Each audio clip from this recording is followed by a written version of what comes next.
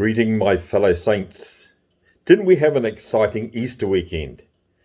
Isn't it marvellous to really spend time just thinking about and contemplating on what Jesus has actually done? His terrible death that he suffered to set us free. His body cold, lying in a tomb, dead. And his wonderful resurrection. And all the life and the joy and the pleasure that brought. That through Jesus we can have redemption. Through Jesus we have cleansing of sin. Through Jesus we can enter into the presence of the Father. Isn't it wonderful to celebrate that? But do you know what?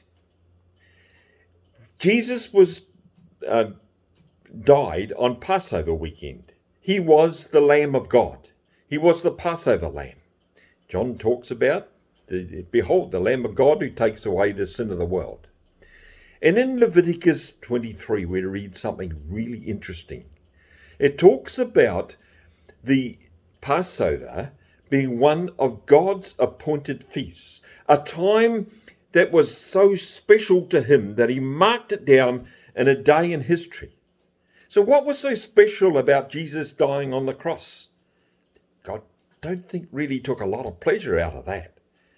It wasn't a nice time for the Father to see Jesus suffer like that. So what was it that gave him so much pleasure? What was it that made the Father's heart so well up with joy? Well, I tell you, it's because of the result of Jesus' resurrection.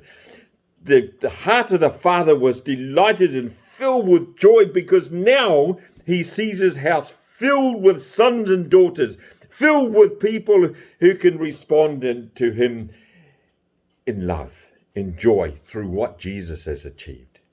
So I just wanted to encourage you today, as you just contemplate what Jesus has done for us, to also contemplate on what has been achieved for the Father. How his heart is welled up in joy. How he's so excited because what Jesus has achieved. He sees his house filled with sons and daughters who have been adopted, made like Christ, filled with his Spirit, entering in and living him with him for all eternity. What a wonderful joy, all right? So let's just celebrate that today and just enter into what is on God's heart.